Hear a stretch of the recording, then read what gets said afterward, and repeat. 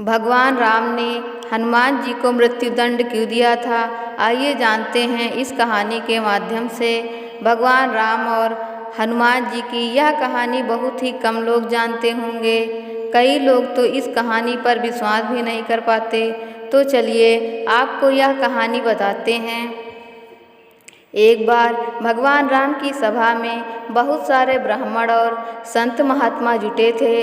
इसमें नारद जी से लेकर गुरु वशिष्ठ और विश्वामित्र जी भी अपना विचार रख रहे थे।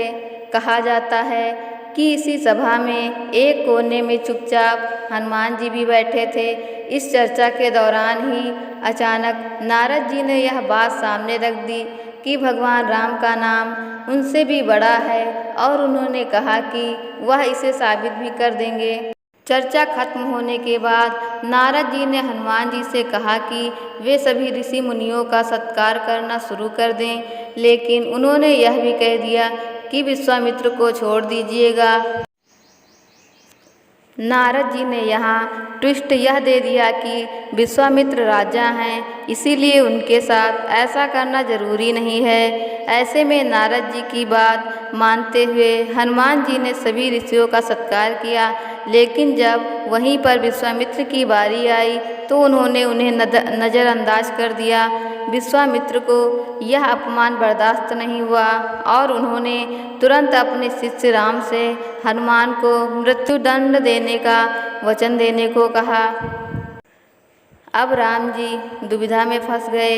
एक तरफ भक्त जिसे वह बेहद प्रेम करते थे और दूसरी तरफ गुरु, लेकिन गुरु की बात कैसे टालें, इसीलिए वह हनुमान जी को मृत्युदंड देने के लिए उनकी तरफ जाने लगे।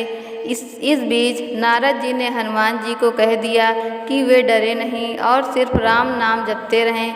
अब हुआ यह कि उन्हें मारने के लिए भगवान राम जितने भी अस्त्र आजमाते सब के सब फेल हो जाते।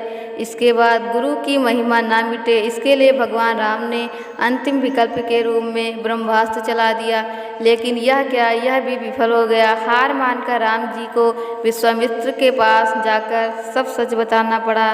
विश्वामित्र जी खुश हुए और उन्होंने राम जी को वचन से मुक्त कर दिया। इस तरह से यह भी सिद्ध हो गया कि भगवान राम का नाम उनसे भी बड़ा है और हनुमान जी भी बच गए और भगवान की भक्ति में रम गए।